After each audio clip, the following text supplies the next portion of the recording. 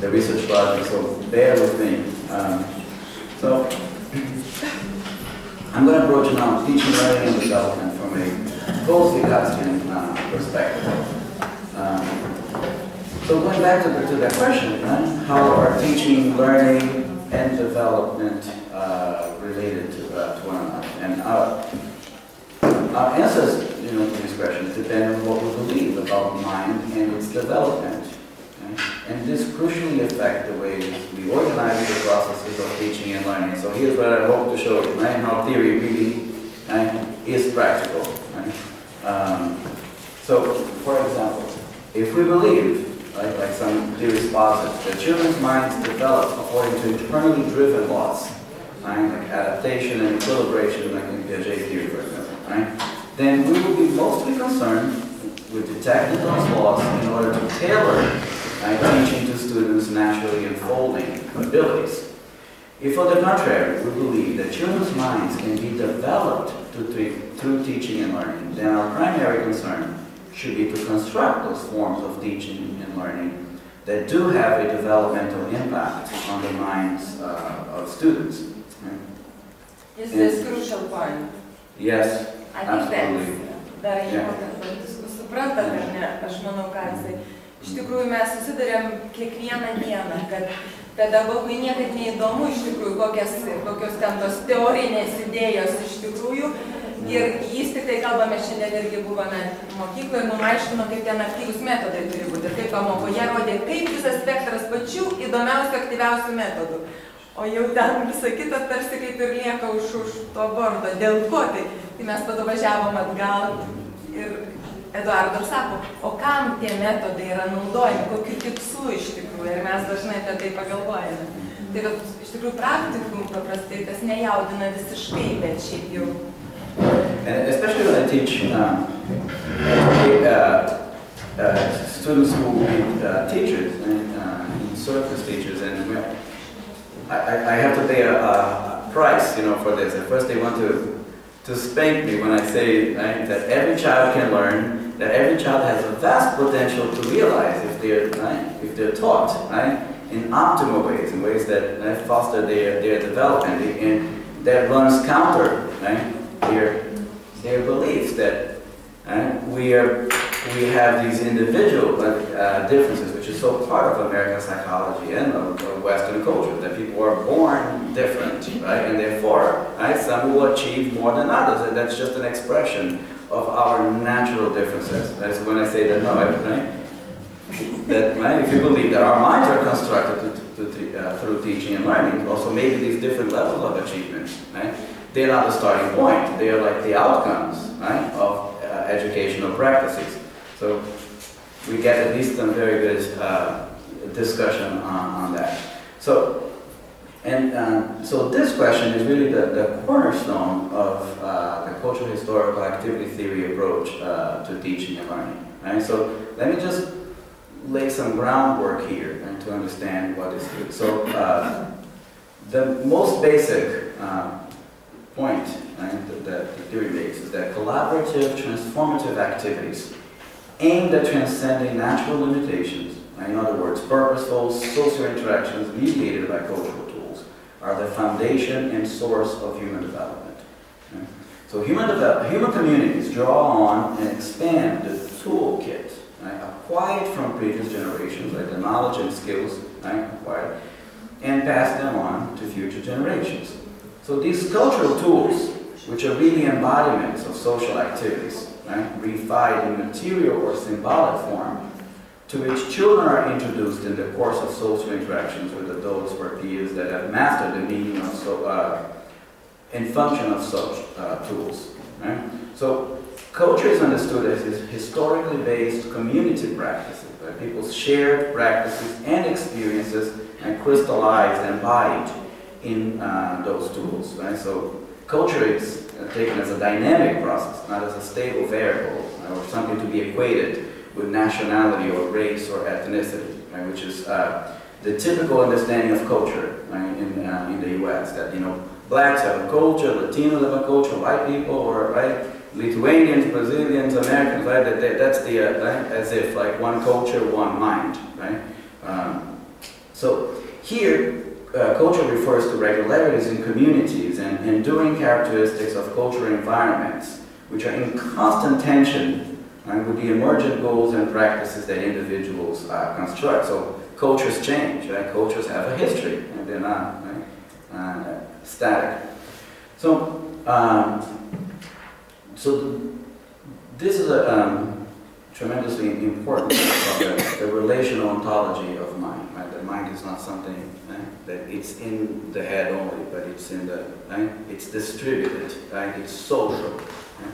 So the idea here in this theory is that human psychological processes, thinking, remembering, motivation, our emotions, that these psychological processes develop as a result of continuous interactions or engagements of individuals with their social world, the world of people who do things with and for each other, who learn from each other and use the experiences of previous generations to meet successfully the continuously changing demands of life.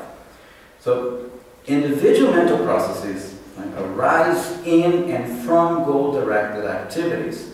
And they constitute transformations of activities, such as internalization, generalization, right? And mediation of its structure by tools. So mind and knowledge, right? They emerge from participating in collaborative social practices and are therefore contingent on mediation by cultural tools.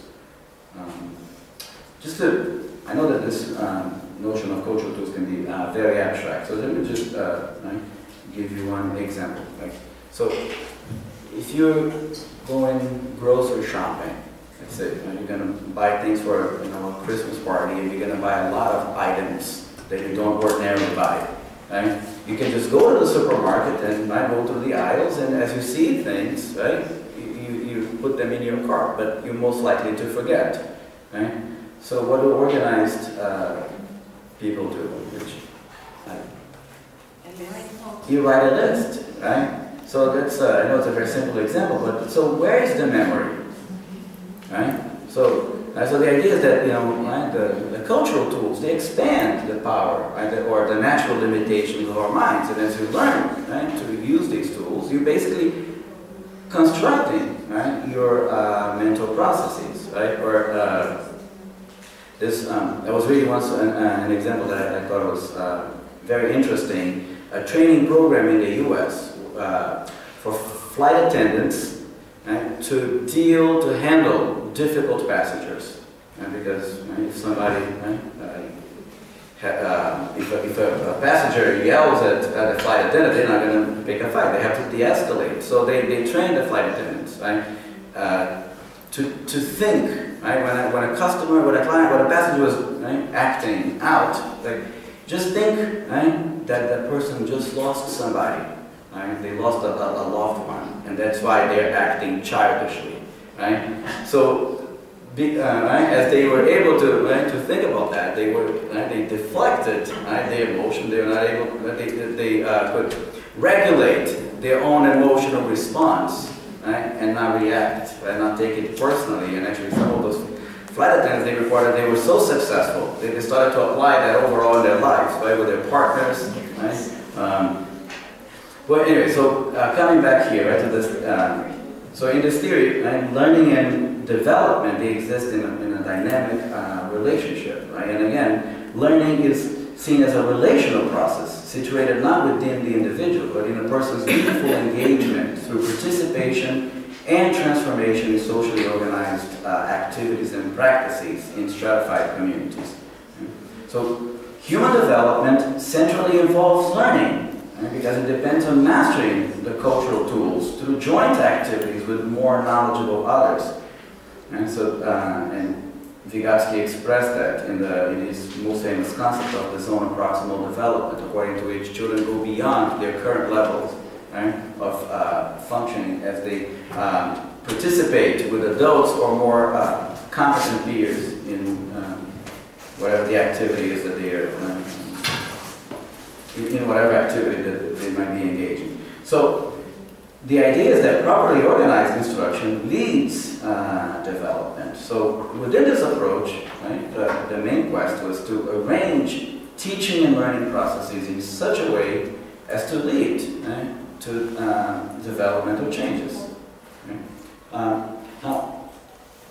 So Vygotskian started to focus on what is it, how does going to school affect children's development, and he wrote that school learning introduces something fundamentally new into the child's development. And Vygotskian's collaborator, who's survived him, especially Parengė, they further extended this theory. So Parengė had this important insight that not all kinds of instruction are equally conducive to development. Right? That, in other words, the developmental impact of instruction is contingent on the quality of the instructions, on the quality of the cultural tools. Right? And so in this approach, they distinguish two different forms of conceptualizing, two different types of generalization and abstraction, empirical and theoretical. Right? And in their critique of traditional schooling, they claim that the traditional schooling focus on empirical concepts, that basically you just draw connections. You learn, the child will learn that a fish is an animal that lives in water. Right? So they make those generalizations based on direct experience, right? But usually they stay on a very superficial level, right? And they're not able to deal with, for example, a concept such as gravity, where they have to tie together things that are very disparate, right? So you learn, remember learning in school, right? You learn that the Earth is round, and that people in Australia or in Brazil, right? They're upside down. And why don't they fall? Because of gravity. Right? We drop things and they fall because of gravity. The planets go around the sun because of gravity. So, right?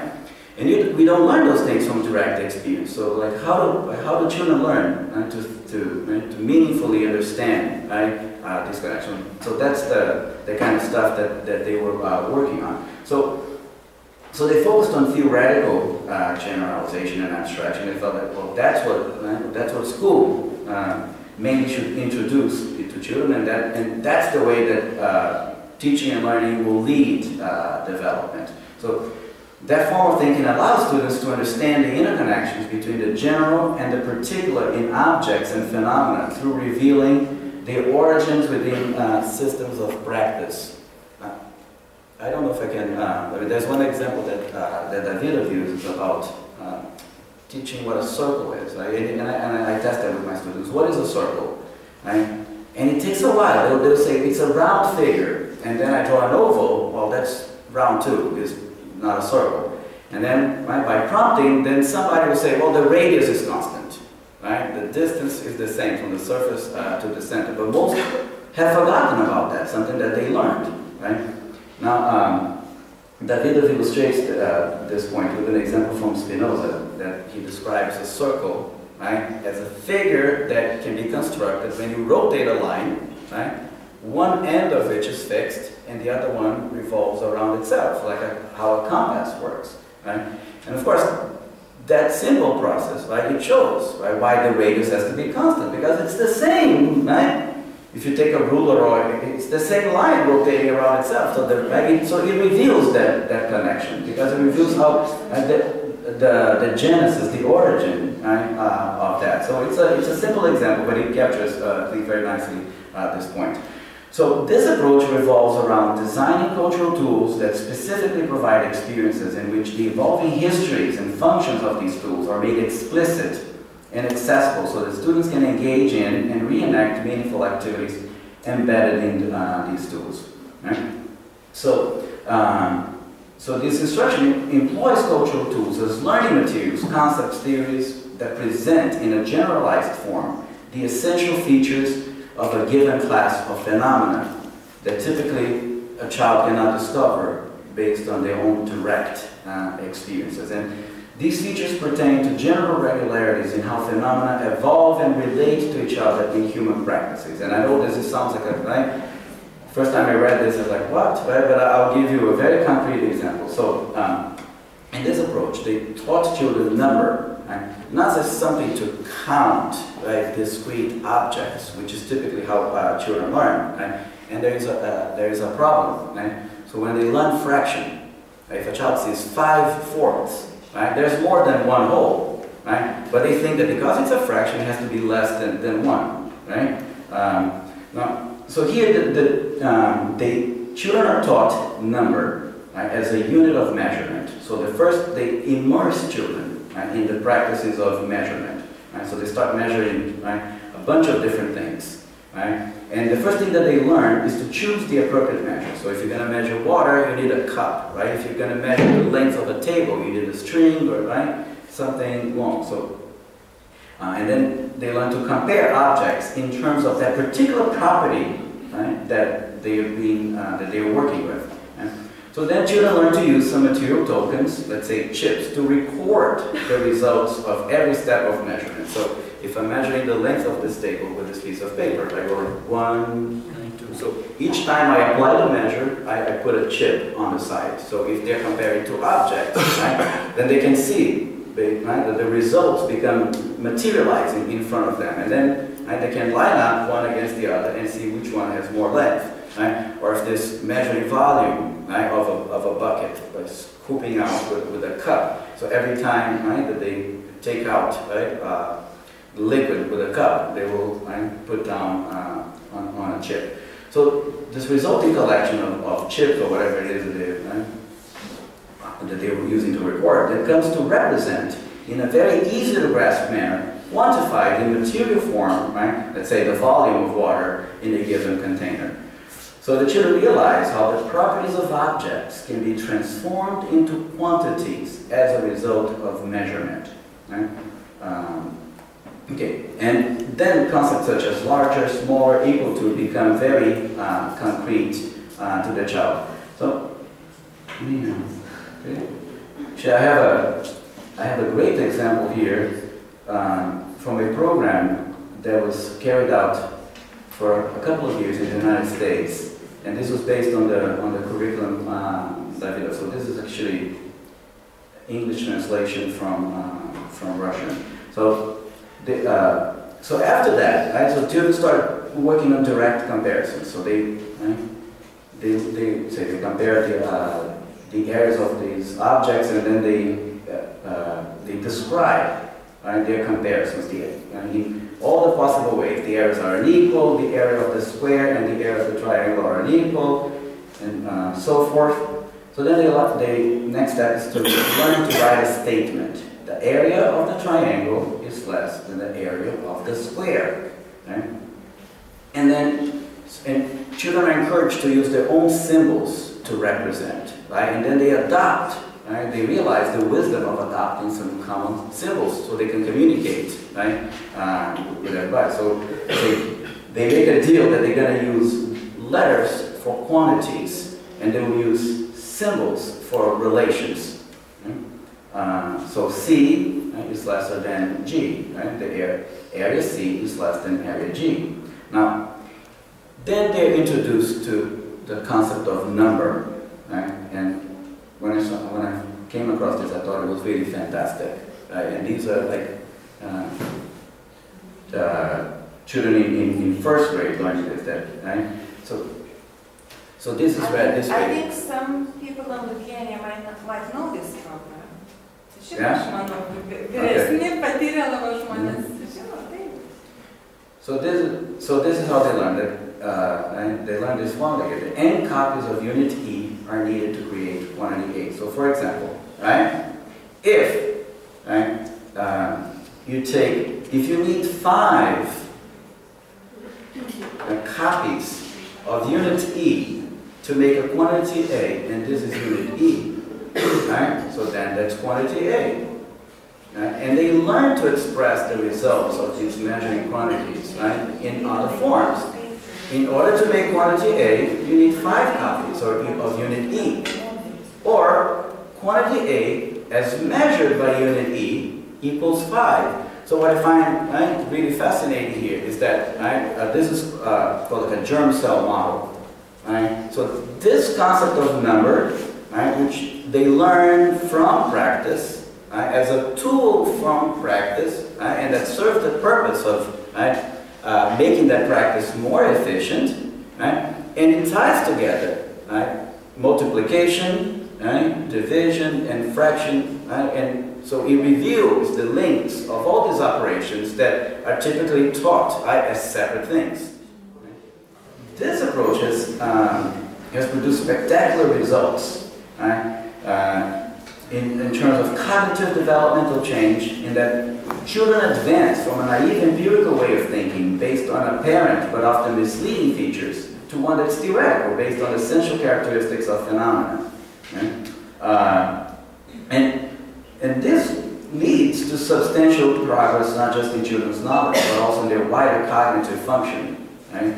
And they reported improvement in children's abilities to analyze, plan, and reflect upon their actions, set goals, and systematically control how they are attained, and perhaps even more importantly, right, children develop a genuine learning motivation, right, and a strong and stable interest in the exciting process of discovering the hidden regularities in the world and general ways of solving problems. Right? Now, so connected to that, the last point about motivation, right, and interest. Right? So another theoretical point here is that the centrality of identity in learning, right? The learning is not just a cognitive, right, process. It's basically changing who you are. Right? So, so for example, Bakker, he calls this the ontological approach to learning. That learning changes your being and who you are, and that it changes not just what the learner knows, but essentially who the learner is. Because learning transforms who we are and what we can do. Then it is an experience of identity. Right? And we all know. I mean, in the U.S. they have these funny expressions. So children will say, "I'm math phobic." Right? I'm not a math person, right? So they're already reflecting, right? As right? part of their identity. So learning is not just the accumulation of skills and information, but it is a process of becoming, to become a certain person, right? That can do certain things, or conversely, right? Avoid, right? Becoming a certain kind of person. And the last strand of theory here, if I have not killed you yet, right? Is that, which I used almost, right? But this was very important also in my program. It was Paulo Freire's critical pedagogy. And I don't know if you know Paulo Freire, who's a Brazilian educator who's okay, you know, okay. So critical pedagogy aims to expose the contradictions of social life. Right? So for Freire, the point, students needed to learn to perceive through their relations with reality. That reality is really a process, right, undergoing constant transformation. Right? And that is based on dialogical and problem-posing method aimed at creating solidarity between teachers and students that helps students. So Freire posited that the role of educator as that of an agent of social transformation that promotes ideology critique, right, and sets in motion a process of raising critical consciousness, or conscientização, as we say in Portuguese. Right? So, so I mentioned that I've been collaborating with Anna Stetson, and she's extended these approaches and brought them together in what she calls, she terms a transformative activist stance. Right? And this approach takes collaborative, transformative practice aimed at changing the world to be constitutive of development and learning, encompassing all forms of human being, knowing, and doing. Right? A transformative activist stance posits that people come to know themselves and their world, and ultimately come to be unique individuals in and through, not in addition to, the process of collaboratively transforming their world in view of their goals and purposes. Right? And this position capitalizes not only on the dynamics of participation in communities, but very importantly, on unique individual contributions to collaboratively transforming these practices as the grounding for both identity and learning. Right? So one way that this approach expands the Vygotskian cultural historic activity theory on the role of teaching and learning is to link these processes to identity development by considering not only the present communal practices and their history, right, but the relevance of a forward-looking activist position by the learner vis-a-vis the future of these practices, and of a commitment to social change in order to bring this future into reality. And for this activist stance to become instrumental at the intersection of learning and identity development, the cultural tools need to be recreated by students in light of their potential application in future practices, by the students themselves as tools of their meaningful quests and therefore identity. So it's not just about deference to the best, but it's using these tools in light of where you're going. So the idea is that to know where knowledge comes from, how you apply that to the present in light of where you want to go.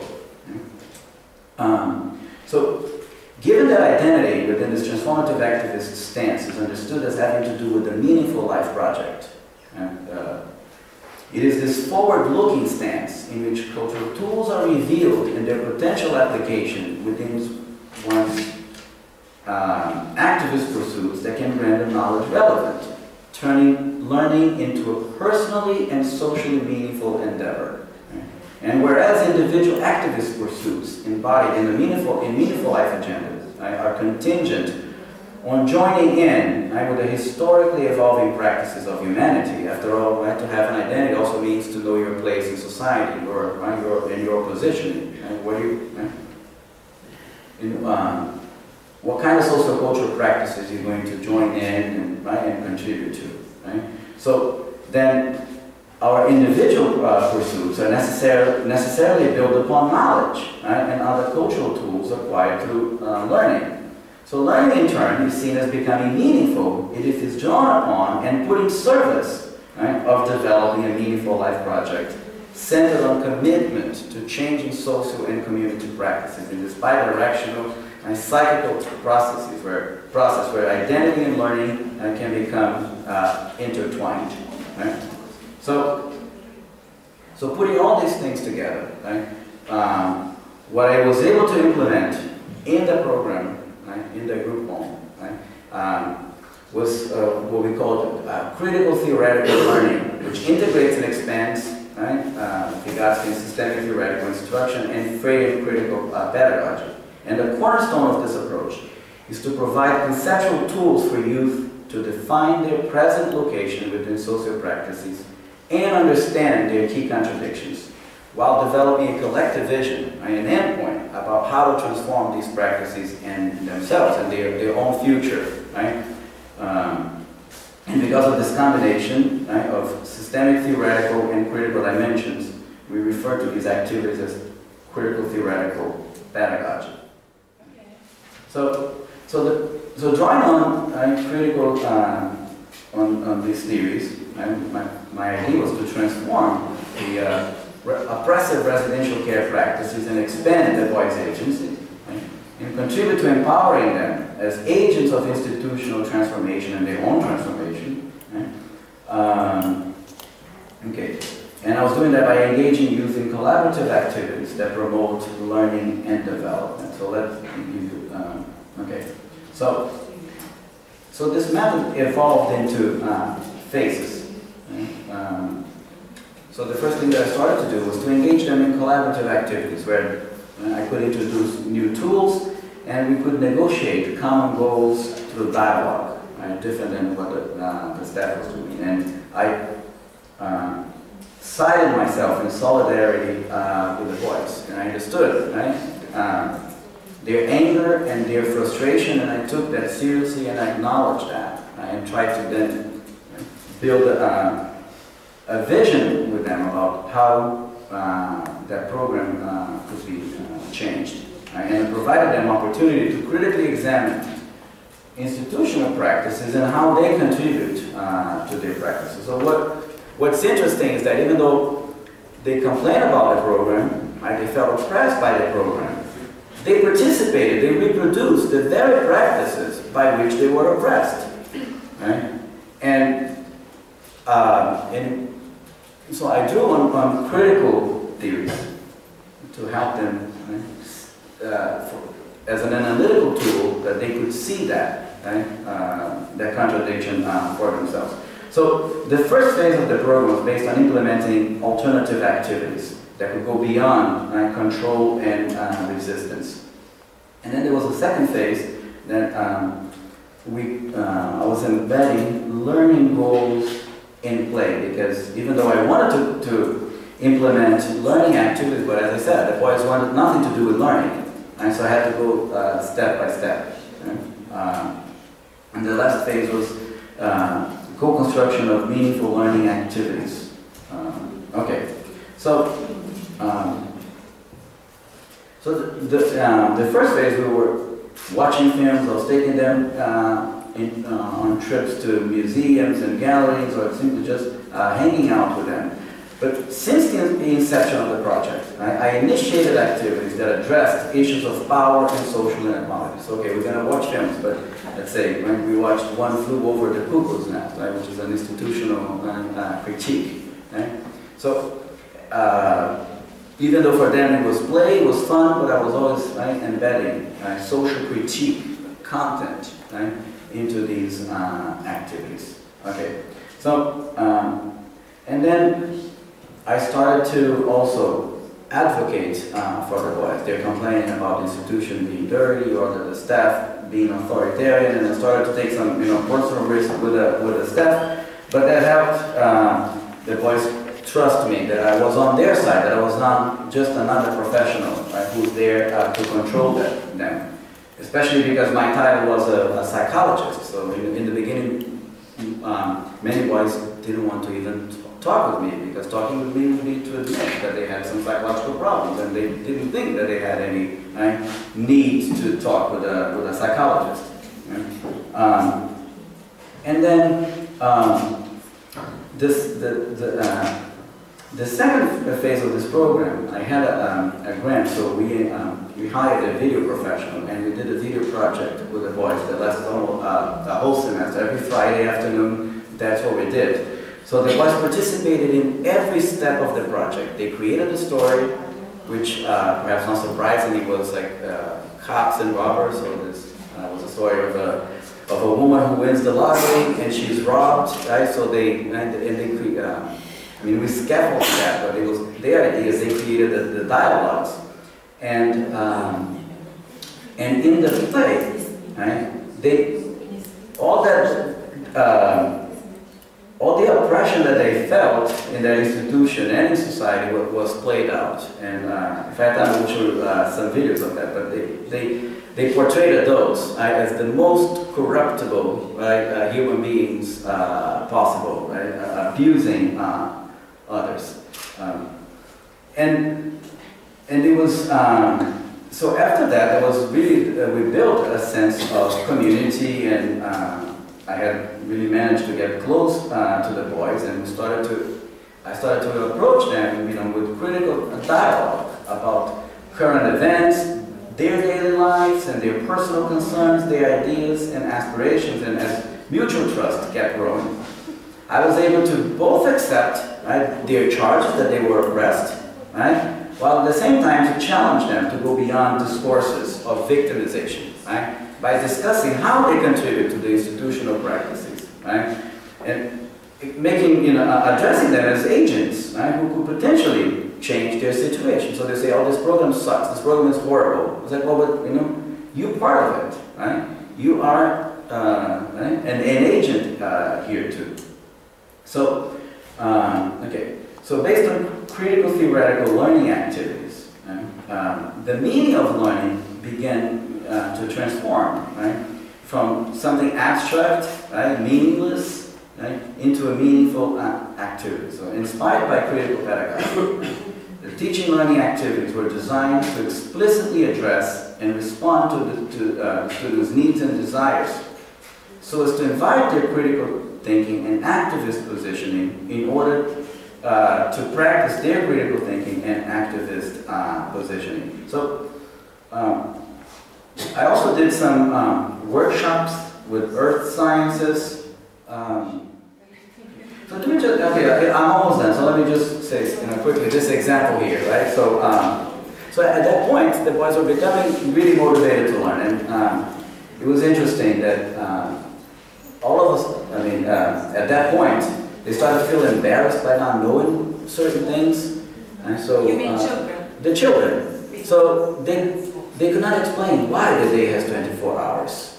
well, why the year has 365 days? They knew that, but they could not explain, right? And then, right, so, well, yeah, so they, you know, because everything they learned in school was these facts that they memorized, but they could not tie them together meaningfully, right? So I reconstructed that. I bought a globe and a lamp, right, and I modeled that, and right? Or I brought sky charts, and they could see that, right? So the question, like, well, so they could see that on different months, right, the sky looks different, right? So what does that mean, right? So they started to connect things. Like, well, no, so right, so things are not static; things move. So anyway, so I was able to reconstruct this geocentric to heliocentric model, and how people discover that. For example, with we watched computer simulations of Mars retrograde motion.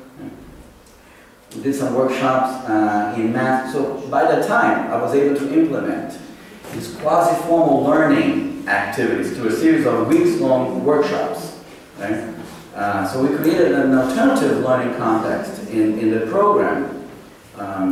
And these workshops focused on scientific concepts taught in schools, including critical theoretical analysis of social practices. And one of the most important workshops introduced political economy, right, through the prism of consumption and advertising, with a special focus on how corporations target adolescents. So I had a friend who's a graphic designer, and she volunteered for work. So we were, so kids started to play with logos and how to design campaigns, and we presented that historically, how these were, right, tools for companies, for corporations, right, to create a market niche, right? And we watched a documentary called The Merchants of Cool, which is really how about corporations in the US, how they study teenagers. Actually, they hire anthropologists, right, to study teenage habits so they can tailor, right, and cater to their needs. And as one of the boys, you know, said, it's more like the whole system is made for us to want to buy things, right, and make companies rich. So through the tools of critical theoretical knowledge, the boys could examine, right, and reflect on their stance toward all those contradictions in their community practices, while both drawing systematic connections among histories and layers in social practices, and exploring possibilities for collective agency. I'll finish with this. So one of the things that was very exciting is that the older boys, and there was one in particular that he kind of became the leader because he was much older. He was older than the other ones, and he was supposed to have left the program because he was going to reach 18, and they could only stay at 18. But by the time he had turned around so completely, and now he wanted to go to college. So the program was able to bend the rules and negotiate so that the boy could stay one more year because both parents were deceased. He had no family.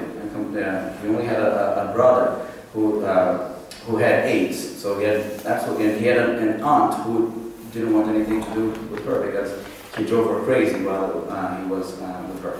So, and he was a very smart boy, and he became very interested in these ideas. And I gave him Paulo Freire's Pedagogy of the Oppressed, and we had some collective readings of that, right? So that work, and I was key to helping him, I'm calling him Jay, right, to master theoretical generalizations as tools to systematically relate a range of apparently disconnected observations and experiences, such as drawing links between pedagogical practices and learning outcomes in schools, thus, right, to expand his understanding of such phenomena. And he loved when he read Freire's concept of banking education, right, which for him revealed exactly how schools are, right? The schools that he was used to. So according to him, right, that particular theoretical concept explains something that he always knew, right? In his words, the teachers treat us like we really don't know anything,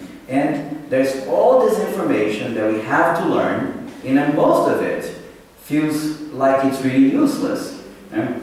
So learning that concept, he felt relieved, vindicated, and empowered, right, by Freire's ideas, which was liberating to him, right? Because for the first time he started saying, well, this is not my own individual shortcoming, right? The problem is not me or my peers. So there's a whole system, there's design of education that basically fails us. Right? So where is the problem? The problem is not just in me. Right? So in sum, right, through these dialogical encounters and new learning experiences, right, you could see knowledge as relevant to understanding himself and his context, right, which served as a critical step in a radical change in his attitudes toward learning and toward transforming the program. Right? So basically what happens is that learning became this boy's main activity, or right, this is a concept in activity theory, the leading activity. Right? So this newfound knowledge enabled him to see the possibility of change, right? That there was practical value to what he used to view as useless abstract knowledge. Through Freire, this boy understood the practices of schooling, which he experienced as flawed, right? Embedded in a broad system of historically formed and equal social relations and practices. Right? And so, in sum, critical theoretical knowledge provided him with the tools to connect his experiences as a foster child, his family hardship as poor immigrants, right, to systemic forms of oppression, right, and allow him to move from a position of a victim of oppression to an agent, right, of his own life and social change. So, so basically, what happened at the end is that, right, learning became the most important activity in this program.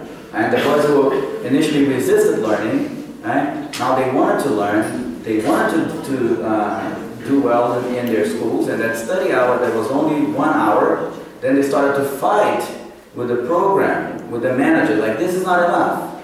We can't have, you know, engage meaningfully in learning if we only have 1 hour. So we go to the recreation center later, right? And together they decided to close the room where they played video games so that everybody, that distraction would not